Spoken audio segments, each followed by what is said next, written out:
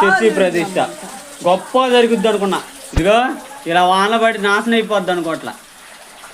ఈ విషయం గురించి మేము మాట్లాడాలనుకున్నామా మా అమ్మ అంటుంది. సో మా అమ్మని ఎంత పొంగ తీసింది ఈ వాన, ఆవిడ మాటలో అర్థం అవుతుంది చెప్పకపోయినా. ఏం చేస్తాం, నువ్వేం చెప్పాలనుకున్నావు సత్య? స్టోరీ పెడదాం. ఈడొకడు ఇన్స్టాగ్రామ్ వాడుతున్నాడు కానీ చెప్పమని వాళ్ళు చెప్పట్లా. ఈ కష్ట సమయంలో మనం ఏం చేయాలంటే గుండె రాయి చేసుకోవాలి, నెక్స్ట్ ఇయర్ కోసం ఎదురు చూడాలి, అంతే, ఏం చేయలేవు. అవును, పోయిన ఫస్ట్ ఇయర్లో చెమటలు తడిచారు, ఈ సంవత్సరం అనగా 4వ సంవత్సరం వానతో తడిచారు. ఇందులో మనం గుర్తించాల్సిన విషయం ఏంటంటే ఎండ అయినా వాన తాటం మాత్రం కామన్ అని. అయిపోయిందా?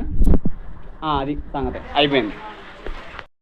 మధ్యాహ్నం వర్షం పడేటప్పటికి అందరూ చర్చి ప్రవేశం ఎవడా జరిగిద్ది, అసలు దేవుడు చర్చి ఇది 4వ సంవత్సరం ర్యాలీ చేద్దామని అందరూ అనుకున్నారు.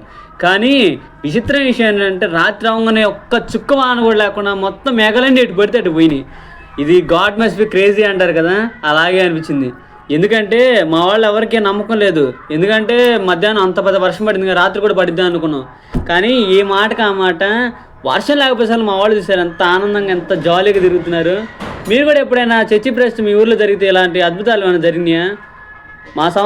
ఈ సంవత్సరం నాకు ఇలా జరిగింది.